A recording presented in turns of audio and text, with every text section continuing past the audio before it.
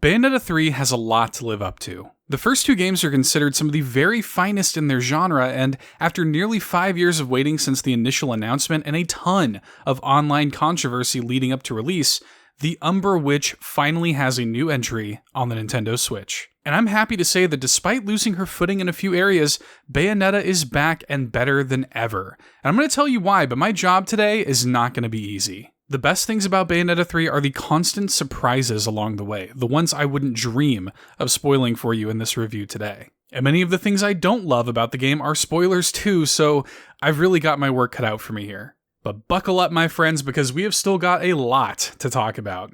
I'm Seth from Carpool Gaming, and this is Bayonetta 3 in review.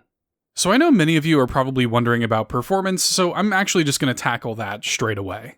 I'm not going to lie to you, when I first booted Bayonetta 3 up, I was honestly a bit taken aback by the visual fidelity of it all. In a lot of ways, this game just looks dated. I'm going to give it to you straight, folks. If you're somebody that's very concerned with graphics in your video games, Bayonetta 3 doesn't look all that much better than the first game did 13 years ago. And this isn't helped by the sort of drab locales you're going to be in for the first hour or so, but luckily it isn't long before you're in some much more visually pleasing areas, and the great art direction of the game can finally shine through.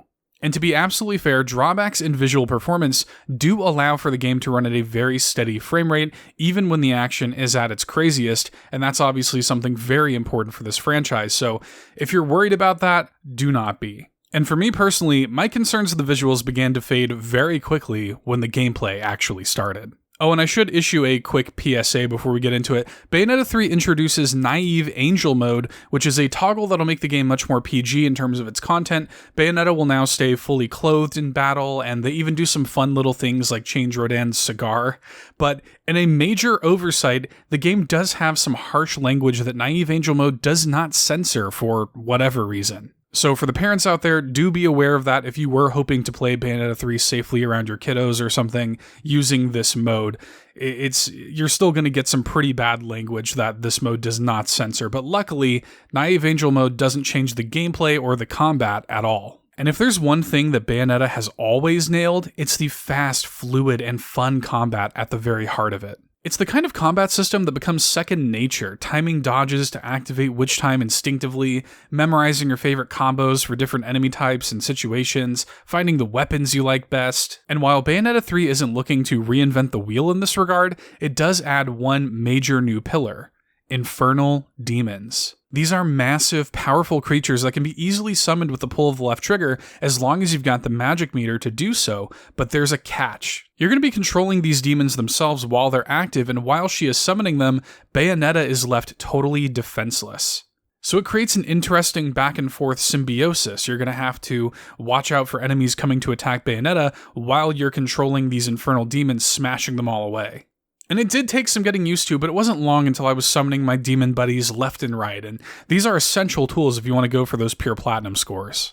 And each of these infernal demons are also associated with new weapons, and I can't stress enough how cool they all are. These are genuinely some of my favorite weapon sets in video games. I mean, they're so cool. I can wield fire yo-yos in this game. It's so rad. But even beyond the combat itself, the open levels and level variety in Bayonetta 3 are a breath of fresh air.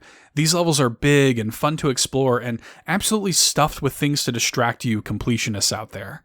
In nearly every chapter of the game, you'll be met with seeds to collect, little side objectives to earn halos or items, animal familiars to annoyingly chase down, records and figure boxes and card packs for the in-game gallery, challenges to take on, or even bewitchments to unlock in each chapter like an in-game achievement system. There is a staggering amount to do in this game, and while a normal playthrough will probably take you around 15 hours, I couldn't even ballpark how long this game would take to 100%. And that's before you start score chasing and playing some of the post-game content.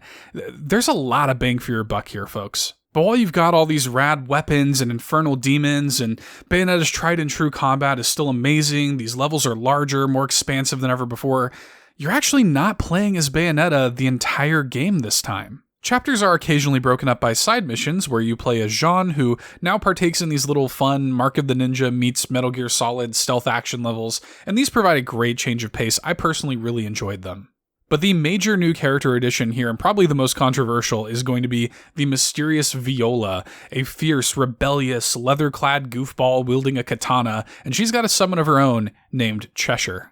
In terms of combat capabilities, Viola plays very differently from Bayonetta, and that is not going to fly with everyone.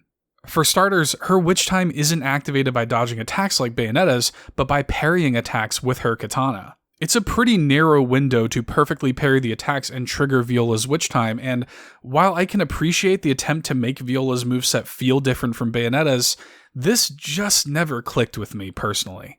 I feel like it slows the pace of the combat down to an absolute crawl, and having to stop and parry attacks versus fluidly moving out of their way and being rewarded for that, it just doesn't feel good to me. I mean, Viola doesn't even get to use any of the cool weapons that Bayonetta gets to use. They're so cool in this game, and Viola just uses her katana and her fists and Cheshire.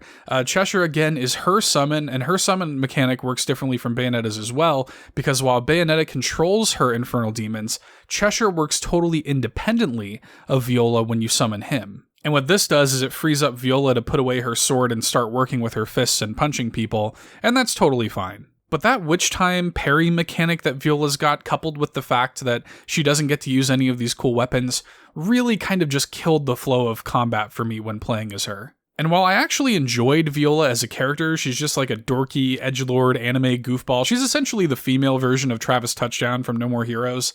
It got to the point where I actually dreaded having to play as her. Which is unfortunate because, again, I do like her, and I like the way voice actor Anna Brisbane portrays the character with such lovable, dorky earnestness. Speaking of the voice acting, I know there was a lot of controversy regarding this leading up to the game's release, and I'm not going to dwell on that here. But I will say that I thought that new Bayonetta voice actor Jennifer Hale did a phenomenal job stepping into the role, which is a relief because Bayonetta has a lot more to do in the story this time around than ever before. And unfortunately, the story is the component of Bayonetta 3 that I feel the most mixed about, and this is where the review gets really difficult for me.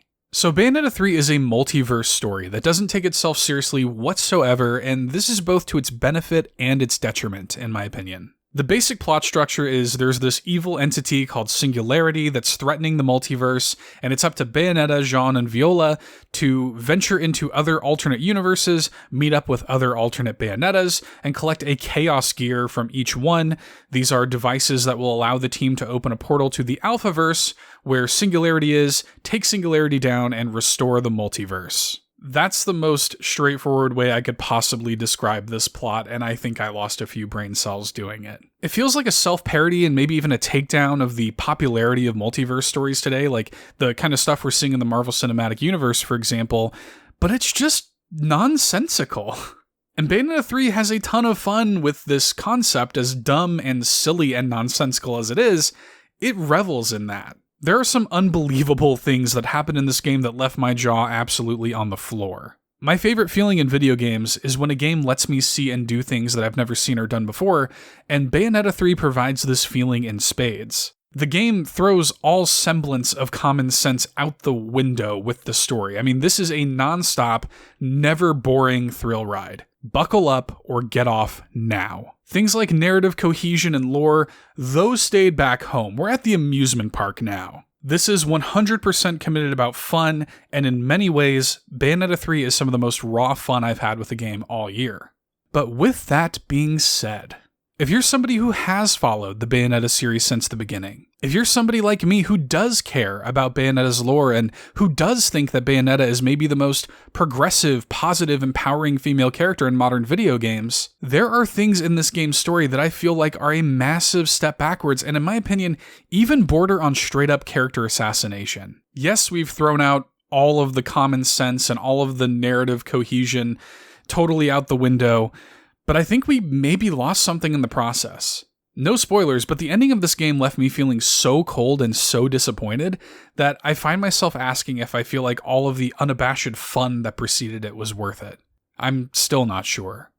So I come away from Bayonetta 3 feeling extraordinarily mixed. There is so much to like here, and there's so much to do in this package. Bayonetta's core gameplay is the best it's ever been, even if Viola's fell really flat for me. The story's bombastic and jaw-droppingly fun if you can turn your brain off and not care too much. I mean, if you're somebody that comes to Bayonetta strictly for the peerless, best-in-class combat, I think there's a good chance that this winds up being your favorite entry in the series. But if you're somebody who likes to think about Bayonetta a little bit more deeply, perhaps, then this might leave you kind of cold.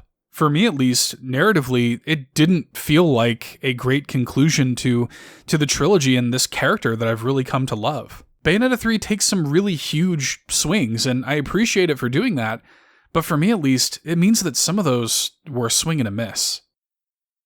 So those are my complicated thoughts on Bayonetta 3. A lot of mixed feelings, a lot of emotions. Overall positive, had a lot of fun, but I'm not going to lie, this was a really difficult review to put together. I didn't know how I was going to review this game. So if you liked it, a like and a subscribe here to us on YouTube is super appreciated. And look, if you have any questions or if you want to talk about the game some more, leave them below in the comments for me. I'm happy to chat with you there or in our Discord. We have a wonderful and welcoming Discord community. Links to that are in the episode description, in the video description there on YouTube, and you are always invited to join us over there. We'd be happy to have you. And hey, if you're a Nintendo fan, I'm on a weekly Nintendo podcast. I'm one of the co-hosts of the Nintendo Drive that we do here live on YouTube on Tuesday nights, so be sure to check us out there.